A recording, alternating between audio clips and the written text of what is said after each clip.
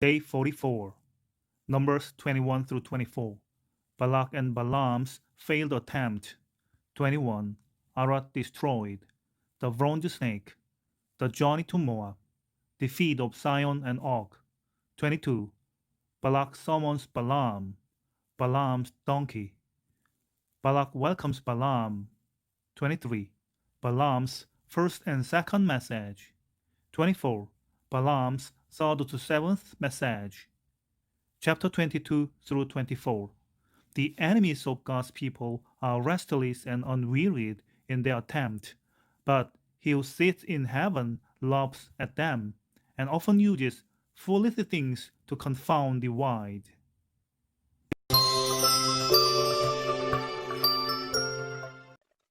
Chapter 21.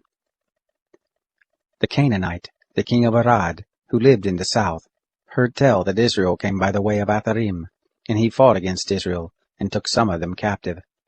Israel vowed a vow to the Lord, and said, If you will indeed deliver this people into my hand, then I will utterly destroy their cities. The Lord listened to the voice of Israel, and delivered up the Canaanites, and they utterly destroyed them and their cities, and the name of the place was called Hormah. They traveled from Mount Hor by the way to the Red Sea, to compass the land of Edom, and the soul of the people was much discouraged because of the way. The people spoke against God and against Moses. Why have you brought us up out of Egypt to die in the wilderness? For there is no bread and there is no water, and our soul loathes this light bread. The Lord sent fiery serpents among the people, and they bit the people, and many of the people of Israel died. The people came to Moses and said, We have sinned because we have spoken against the Lord and against you. Pray to the Lord that he take away the serpents from us. Moses prayed for the people. The Lord said to Moses, Make a fiery serpent, and set it on a pole, and it shall happen that everyone who is bitten when he sees it shall live. Moses made a serpent of brass and set it on the standard, and it happened that if a certain had bitten any man, when he looked to the serpent of brass he lived. The children of Israel traveled and encamped in Oboth. They traveled from Oboth and encamped at Iyabarim, in the wilderness which is before Moab toward the sunrise. From there they traveled and encamped in the valley of Zered. From there they traveled and encamped on the other side of the Arnon, which is in the wilderness, that comes out of the border of the Amorites, for the Arnon is the border of Moab, between Moab and the Amorites. Therefore it is said in the book of the wars of the Lord, Bahab and Supha, the valleys of the Arnon, the slope of the valleys that inclines toward the dwelling of Ar, leans on the border of Moab. From there they traveled to Beer. That is the well of which the Lord said to Moses, Gather the people together, and I will give them water. Then sang Israel this song, Spring up, O well, sing to it, the well which the princes dug, which the nobles of the people dug, with the scepter and with their poles. From the wilderness they traveled to Mattanah, and from Mattanah to Nahaliel, and from Nahaliel to Barmoth, and from Barmoth to the valley that is in the field of Moab, to the top of Pisgah, which looks down on the desert. Israel sent messengers to Sihon, the king of the Amorites, saying, Let me pass through your land. We will not turn aside into field or into vineyard. We will not drink of the water of the wells.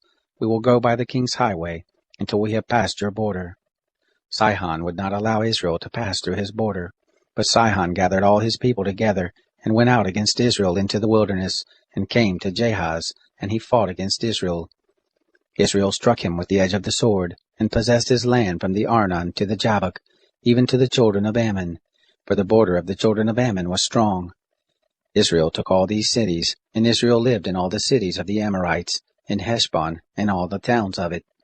For Heshbon was the city of Sihon the king of the Amorites, who had fought against the former king of Moab, and taken all his land out of his hand, even to the Arnon. Therefore those who speak in Proverbs say, Come you to Heshbon, let the city of Sihon be built and established. For a fire is gone out of Heshbon, a flame from the city of Sihon. It has devoured Ar of Moab, the lords of the high places of the Arnon. Woe to you, Moab! You are undone, people of Chemosh. He has given his sons as fugitives, his daughters into captivity. To Sihon, king of the Amorites, we have shot at them. Heshbon is perished even to Dibon. We have laid waste even to Nophah, which reaches to Medeba. Thus Israel lived in the land of the Amorites. Moses sent to spy out Jazer, and they took the towns of it, and drove out the Amorites who were there. They turned and went up by the way of Bashan, and Og the king of Bashan went out against them, he and all his people, to battle at Edrei. The Lord said to Moses, Don't fear him, for I have delivered him into your hand and all his people and his land, and you shall do to him as you did to Sihon, king of the Amorites, who lived at Heshbon. So they struck him and his sons and all his people, until there was none left him remaining, and they possessed his land. Chapter 22. The children of Israel traveled, and encamped in the plains of Moab beyond the Jordan at Jericho. Balak the son of Zippor saw all that Israel had done to the Amorites. Moab was very afraid of the people, because they were many, and Moab was distressed because of the children of Israel. Moab said to the elders of Midian, Now will this multitude lick up all that is around us, as the ox licks up the grass of the field. Balak the son of Zippor was king of Moab at that time. He sent messengers to Balaam the son of Beor, to Pethor, which is by the river, to the land of the children of his people, to call him, saying, Behold, there is a people come out from Egypt, and they cover the surface of the earth, and they abide over against me. Please come now therefore and curse me this people, for they are too mighty for me. Perhaps I shall prevail that we may strike them, and I may drive them out of the land. For I know that he whom you bless is blessed, and he whom you curse is cursed. The elders of Moab and the elders of Midian departed with the rewards of divination in their hand, and they came to Balaam, and spoke to him the words of Balak. He said to them, Lodge here this night, and I will bring you word again, as the Lord shall speak to me. And the princes of Moab abode with Balaam. God came to Balaam and said, Who are these men with you? Balaam said to God, Balak the son of Zippor, king of Moab, has sent to me, saying, Behold, the people that has come out of Egypt, they cover the surface of the earth. Come now and curse them. Perhaps I shall be able to fight against them, and shall drive them out. God said to Balaam, You shall not go with them. You shall not curse this people, for they are blessed. Balaam rose up in the morning and said to the princes of Balak, Go back to your land, for the Lord refuses to give me leave to go with you. The princes of Moab rose up, and they went to Balak and said, Balaam refuses to come with us. Balak sent more princes, more honorable than the first. They came to Balaam and said to him, Thus says Balak the son of Zippor, Please let nothing hinder you from coming to me, for I will promote you to a very great honor, and whatever you say to me I will do. Please come therefore and curse this people for me. Balaam answered the servants of Balak, If Balak would give me his house full of silver and gold, I can't go beyond the word of the Lord my God to do less or more. Now therefore please wait also here this night, that I may know what the Lord will speak to me. God came to Balaam at night and said to him, If the men are come to call you, rise up, go with them, but only the word which I speak to you, that shall you do. Balaam rose up in the morning, and saddled his donkey, and went with the princes of Moab. God's anger was kindled because he went, and the angel of the Lord placed himself in the way for an adversary against him. Now he was riding on his donkey, and his 2 servants were with him. The donkey saw the angel of the Lord standing in the way, with his sword drawn in his hand, and the donkey turned aside out of the way and went into the field, and Balaam struck the donkey to turn her into the way. Then the angel of the Lord stood in a narrow path between the vineyards, a wall being on this side, and a wall on that side. The donkey saw the angel of the Lord, and she thrust herself to the wall, and crushed Balaam's foot against the wall, and he struck her again. The angel of the Lord went further, and stood in a narrow place, where there was no way to turn either to the right hand or to the left. The donkey saw the angel of the Lord, and she lay down under Balaam. And Balaam's anger was kindled, and he struck the donkey with his staff. The Lord opened the mouth of the donkey, and she said to Balaam, What have I done to you, that you have struck me these 3 times? Balaam said to the donkey, Because you have mocked me. I would there were a sword in my hand, for now I would kill you. The donkey said to Balaam, Am I not your donkey, on which you have ridden all your life long to this day? Have I ever done this to you before? And he said, No. Then the Lord opened the eyes of Balaam, and he saw the angel of the Lord standing in the way, with his sword drawn in his hand, and he bowed his head, and fell on his face. The angel of the Lord said to him, Why have you struck your donkey these 3 times? Behold, I have come forth as an adversary, because your way is perverse before me, And the donkey saw me, and turned aside before me these 3 times.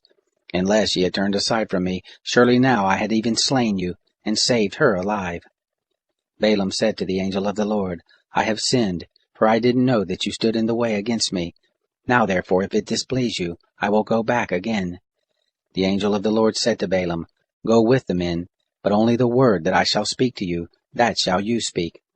So Balaam went with the princes of Balak.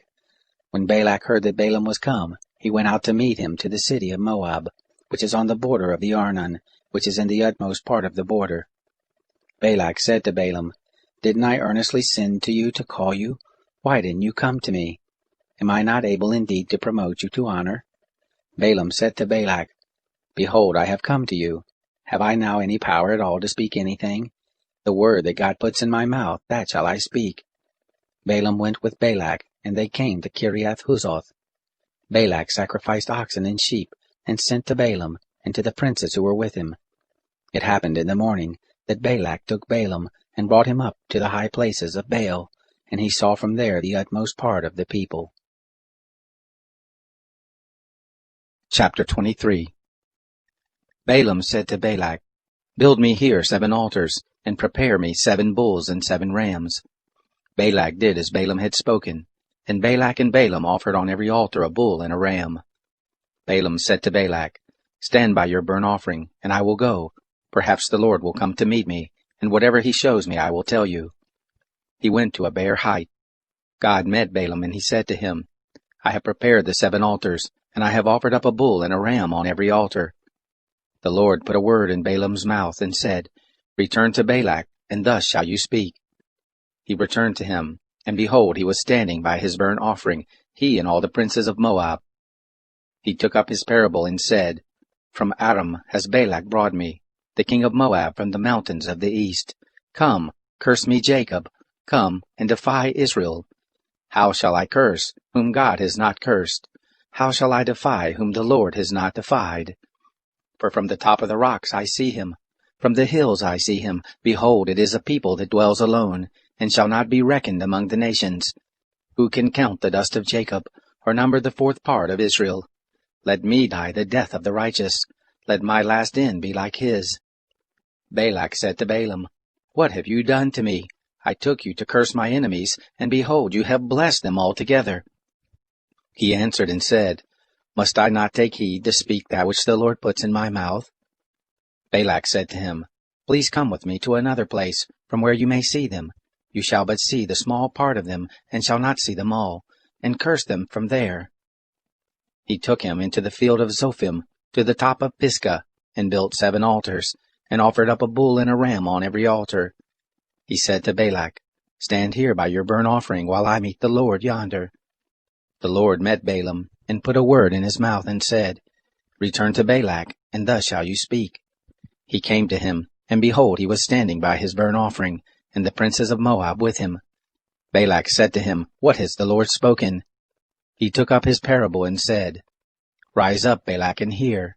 Listen to me, you son of Zippor. God is not a man that he should lie, neither the son of man that he should repent. Has he said, and will he not do it? Or has he spoken, and will he not make it good? Behold, I have received commandment to bless. He has blessed, and I can't reverse it. He has not seen iniquity in Jacob, neither has he seen perverseness in Israel. The Lord his God is with him, the shout of a king is among them. God brings them forth out of Egypt. He has, as it were, the strength of the wild ox. Surely there is no enchantment with Jacob, neither is there any divination with Israel. Now shall it be said of Jacob and of Israel, What has God done? Behold, the people rises up as a lioness, as a lion does he lift himself up. He shall not lie down until he eats of the prey, and drinks the blood of the slain. Balak said to Balaam, Neither curse them at all, nor bless them at all. But Balaam answered Balak, Didn't I tell you, saying, All that the Lord speaks, that I must do? Balak said to Balaam, Come now, I will take you to another place. Perhaps it will please God that you may curse them from there. Balak took Balaam to the top of Peor, that looks down on the desert. Balaam said to Balak, Build me here 7 altars, and prepare me here 7 bulls and 7 rams. Balak did as Balaam had said, and offered up a bull and a ram on every altar. Chapter 24. When Balaam saw that it pleased the Lord to bless Israel, he didn't go as at the other times to meet with enchantments, but he set his face toward the wilderness. Balaam lifted up his eyes, and he saw Israel dwelling according to their tribes, and the Spirit of God came on him. He took up his parable and said, Balaam the son of Beor says, the man whose eye was closed says, he says who hears the words of God, who sees the vision of the Almighty, falling down and having his eyes open. How goodly are your tents, Jacob, your tents, O Israel! As valleys are they spread forth, as gardens by the riverside, as aloes which the Lord has planted, as cedar trees beside the waters. Water shall flow from his buckets, his seed shall be in many waters. His king shall be higher than Agag, his kingdom shall be exalted. God brings him forth out of Egypt. He has, as it were, the strength of the wild ox. He shall eat up the nations as his adversaries. He shall break their bones in pieces, and smite them through with his arrows. He couched, he lay down as a lion. As a lioness who shall rouse him up? Blessed be every one who blesses you. Cursed be every one who curses you. Balak's anger was kindled against Balaam, and he struck his hands together. And Balak said to Balaam, I called you to curse my enemies, and behold, you have altogether blessed them these 3 times. Therefore now flee to your place. I thought to promote you to great honor, but behold, the Lord has kept you back from honor. Balaam said to Balak, Didn't I also tell your messengers whom you sent to me, saying, If Balak would give me his house full of silver and gold, I can't go beyond the word of the Lord, to do either good or bad of my own mind. What the Lord speaks, that will I speak. Now, behold, I go to my people. Come, and I will show you what this people shall do to your people in the latter days. He took up his parable and said, Balaam the son of Beor says, the man whose eye was closed says, he says who hears the words of God, and knows the knowledge of the Most High, who sees the vision of the Almighty, falling down and having his eyes open. I see him, but not now. I see him, but not near. There shall come forth a star out of Jacob, a scepter shall rise out of Israel, and shall strike through the corners of Moab, and break down all the sons of tumult. Edom shall be a possession, and Seir also shall be a possession, who were his enemies, while Israel does valiantly. Out of Jacob shall one have dominion, he shall destroy the remnant from the city. He looked at Amalek, and took up his parable, and said, Amalek was the first of the nations, but his latter end shall come to destruction. He looked at the Kenite, and took up his parable, and said, Strong is your dwelling place, your nest is set in the rock. Nevertheless Cain shall be wasted, until Asher shall carry you away captive. He took up his parable, and said, Alas, who shall live when God does this? But ships shall come from the coast of Kittim, they shall afflict Asher, and shall afflict Eber. He also shall come to destruction. Balaam rose up and went, and returned to his place, and Balak also went his way.